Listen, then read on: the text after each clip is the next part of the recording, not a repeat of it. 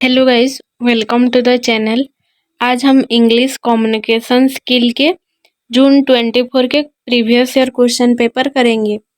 तो इसका first question है, right short note on any 4 of the following in about 100 words each. But मैं सारे करवा दूंगी, सिर्फ 4 क्वेश्चन नहीं करवाऊंगी। तो फर्स्ट है स्ट्रेस एंड इनोटेशन। स्ट्रेस एंड इनोटेशन, तो स्ट्रेस क्या होता है? ये होता है कि on a particular syllable in a word, आप वहाँ पे स्ट्रेस दोगे तो उसका पर्सपेक्टिव कैसे चेंज होता है। जैसे देख सकते हो, they stole the fruit from the garden, मतलब उन्होंने फ्रूट चुरा लिया गार्डन से। They stole the fruit from the garden, मतलब उन्होंने फ्रूट चुरा लिया गार्डन से।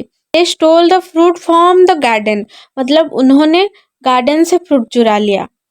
इसमें कैसे, जिस मीनिंग पे, जिस वर्ड पे स्ट्रेस दोगे उसका कैसे पर्सपेक्टिव चेंज हो रहा है, ये होगा स्ट्रेस। और इनोटेशन मतलब क्या होता है? Rise and fall up pitch in the speech, मतलब आप जहाँ पे स्ट्रेस दोगे वहाँ पे इनोटेशन भी रहेगा, मतलब उस जगह पे आपका पिच, आपका वॉइस राइज हो जाएगा। तो आपका राइजिंग टोन जहाँ पे ज़्यादा होगा वहाँ पे इनोटेशन और स्ट्रेस भी ज़्यादा अच्छा होता है। फिर आते हैं question 2, homophones and word shift. Word shift क्या होता है? Position of the words in the sentence can change it's meaning. अगर वर्ड शिफ्ट हो जाएगा तो आपका सेंटेंस का मीनिंग ही चेंज हो जाता है।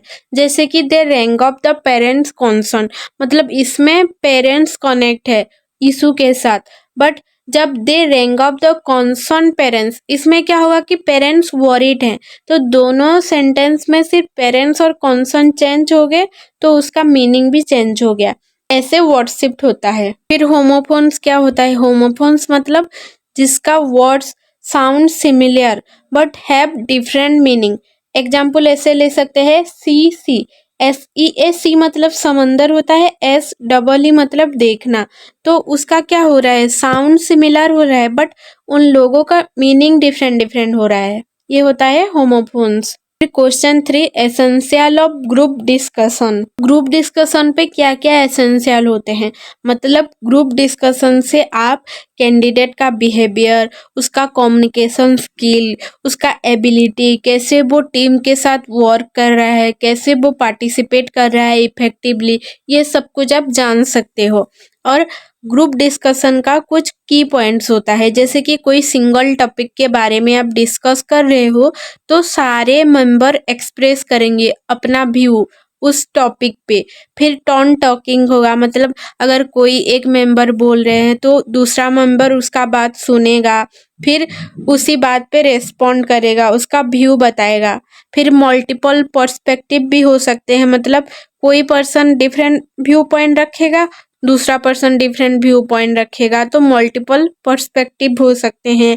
और इसमें इक्वालिटी रेस्पेक्ट, मतलब सारे पार्टिसिपेंट को इक्वाली ट्रीट करोगे, सारे पार्टिसिपेंट के ओपिनियन को रेस्पेक्ट करोगे। फिर फ्रीडम टू एक्सप्रेस, मतलब पार्टिसिपेंट फील फ्री होके एक्सप्रेस करे, अपना ओपिनियन बताए विदाउट फियर और एंजाइटी। पार्टिसिपेंट एक ओपन माइंडेड होना चाहिए, सारे रीजन को वो सुने, टर्न टॉकिंग का वेट करे, ना कि अगर किसी का ओपिनियन उसे अच्छा नहीं लगा तो वो उसे अपोज करेगा, नहीं, वो टर्न टॉकिंग का वेट करेगा, कोई इंटरप्ट बीच में नहीं करेगा, कोई अगर डिफरेंट व्यू होगा किसी का तो उसके ऊपर ऐसे शटिंग डाउन पीपुल ऐसे नहीं, मतलब चिल्लाएगा नहीं उसके ऊपर, या किसी का बात सुनने के लिए या जो रीजन वगैरह एविडेंस वगैरह देखने के लिए कोई रिफ्यूज नहीं करेगा, कोई ऐसे दूसरे व्यू पॉइंट पे एग्री होने के लिए मना नहीं करेगा। ओपन माइंडेड सारे लोग होना चाहिए,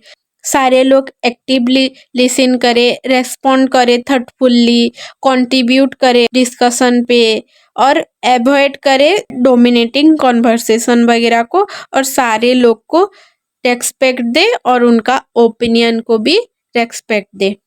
फिर क्वेश्चन 4, कैरेक्टरिस्टिक ऑफ रीडिंग। तो कैरेक्टरिस्टिक ऑफ रीडिंग पे फर्स्ट आएगा कि रीडिंग इज पर्पजफुल, मतलब रीडिंग पे कुछ गोल होना चाहिए। अगर आप कुछ रीड कर रहे हो तो उसमें आपको कुछ इन्फॉर्मेशन मिलनी चाहिए। जैसे कि अगर आप ये रीड कर रहे हो कि केक कैसे बनाते हैं, तो उसमें केक का रेसिपी होना जरूरी है ताकि आपका रीडिंग पर्पजफुल हो पाए। आएगा रीडिंग इज सिलेक्टिव।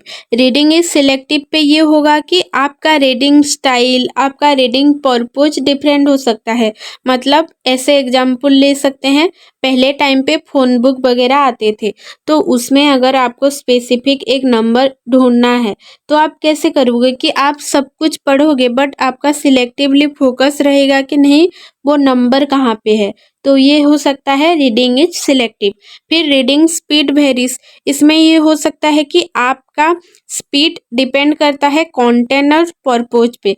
मतलब आप अगर कोई स्टडी बुक, टेक्स्ट बुक वगैरह पढ़ते हो तो उसमें आपका स्पीड बहुत स्लो रहेगा क्योंकि उसमें ज़्यादा इंटरेस्ट किसी को होता नहीं है। बट कोई स्टोरी वगैरह, कोई नोवेल वगैरह आप पढ़ रहे हो, उसमें आपका इंटरेस्ट ज़्यादा रहेगा तो आप बहुत जल्दी फास्ट फास्ट पढ़ सकते हो वो नॉवेल या वो स्टोरी। या जो न्यूज़पेपर वगैरह भी कुछ लोग पढ़ते हैं तो सिर्फ हेडलाइन देखते हैं, तो उसमें भी उनका स्पीड वेरी कर रहा है क्योंकि उनको सिर्फ हेडलाइन पढ़ना था, ना कि पूरा न्यूज़पेपर पढ़ना था। तो आपका पर्पज पे डिपेंड रहता है कि आपका रीडिंग स्पीड कैसे रहेगा। Reading is text based. इसमें क्या होगा कि आप अंडरस्टैंड कर रहे हो कॉन्टेक्स्ट क्या है, रिलेशन बिटवीन सेंटेंस क्या है। ऐसे आप एग्जाम्पल ले सकते हो कि आप होल चैप्टर पढ़ोगे, फिर उसके बाद आप अंडरस्टैंड करोगे कि इस स्टोरी का क्या प्लॉट था, क्या समरी थी। ये टेक्स्ट बेस्ड हो सकता है। जाएगा कॉम्प्लेक्स कॉग्निटिव स्किल।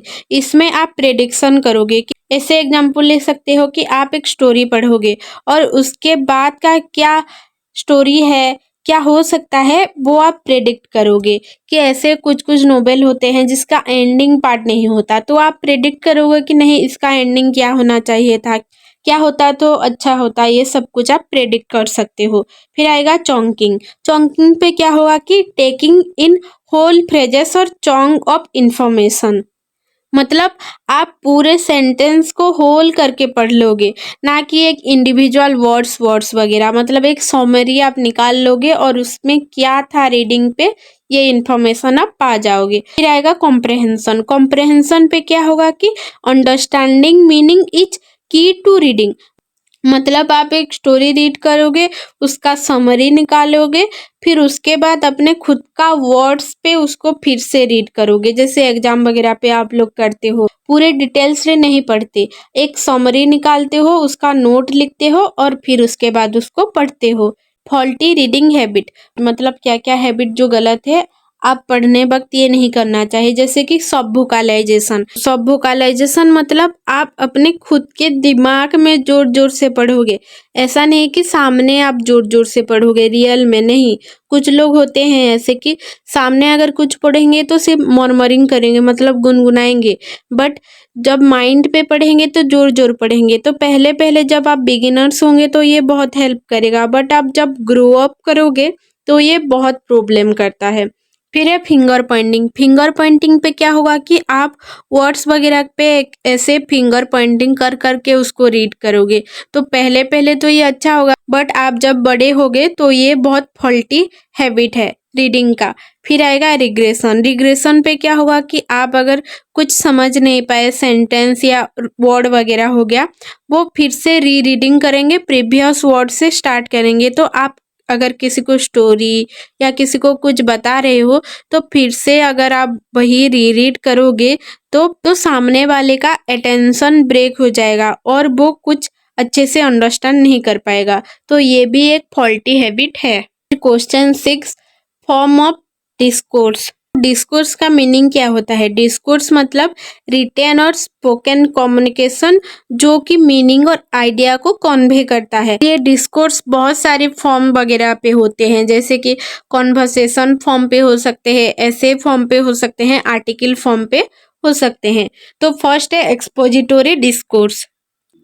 और एक्सपोजिटोरी डिस्कोर्स में क्या होता है कि ये प्रेजेंट करता है फैक्ट्स वगैरह, इंफॉर्मेशन वगैरह, मतलब जो साइंटिफिक कॉन्सेप्ट के बुक वगैरह होते हैं, जो मैथमेटिकली बुक वगैरह होते हैं, ये सब कुछ एक्सपोजिटरी डिस्कोर्स पे जाएगा। फिर आएगा नैरेटिव डिस्कोर्स। नैरेटिव डिस्कोर्स पे क्या होगा कि ये नरेट करेगा, टेल करेगा स्टोरी को, या कोई रिकाउंट इवेंट्स वगैरह जो क्रोनोलॉजिकल ऑर्डर वगैरह पे होते हैं, मतलब नॉवेल हो गया, शॉर्ट स्टोरी वगैरह हो गया, ये सब कुछ नैरेटिव डिस्कोर्स पे आएगा। फिर आएगा डिस्क्रिप्टिव डिस्कोर्स। डिस्क्रिप्टिव डिस्कोर्स पे ये होगा कि आप मेंटली इमेज वगैरह क्रिएट करोगे, समवन का हो गया, समथिंग का हो गया, या सम प्लेस का हो गया।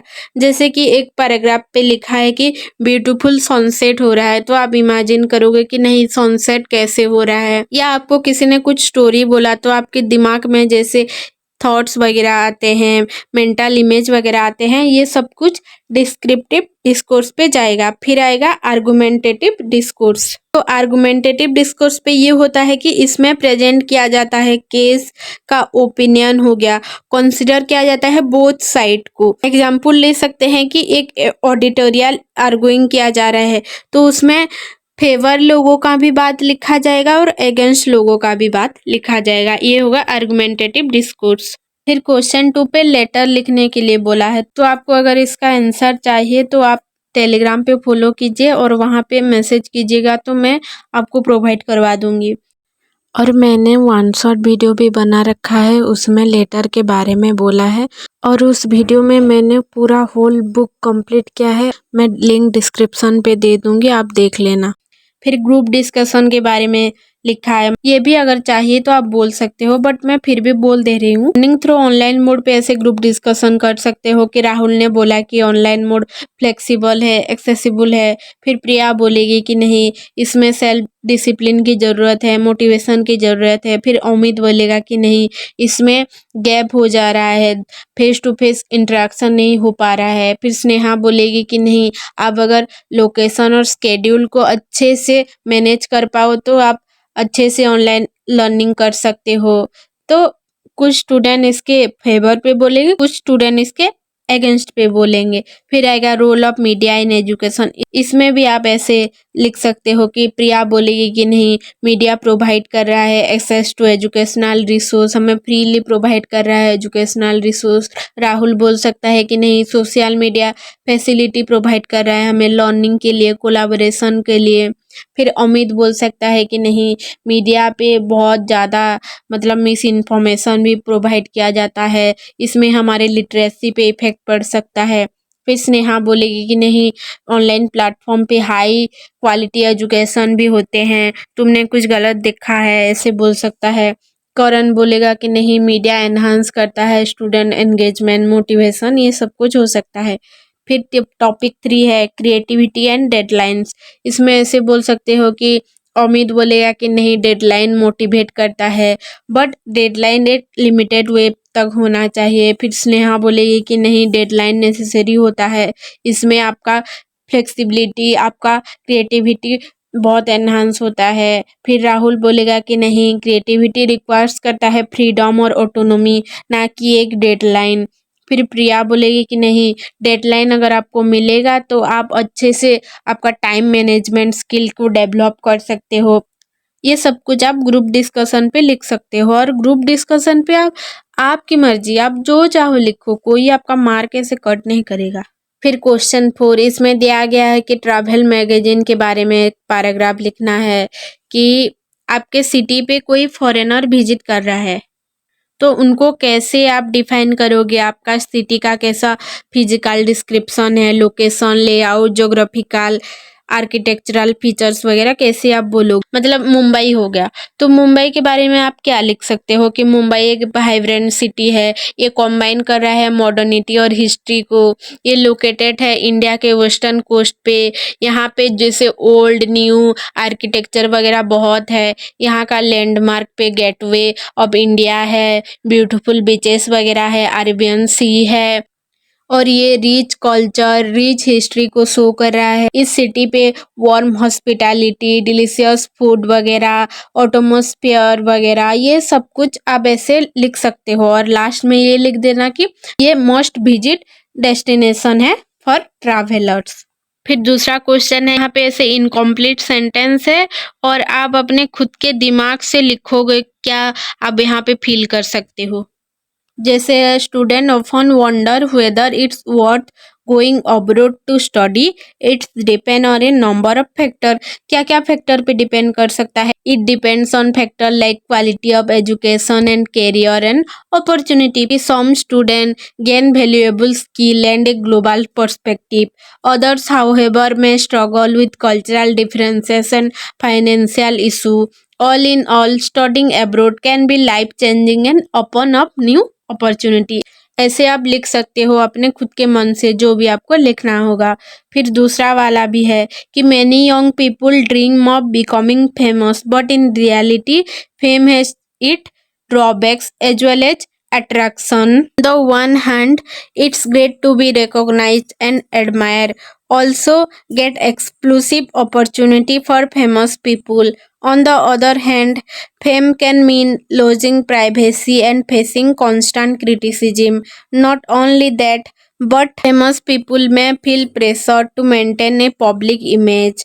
Ultimately, whether fame is worth it depends on the individual priority and values। तो ये ख़त्म हो गया। अगर आपको ये वीडियो अच्छा लगा तो please like, share, subscribe and comment.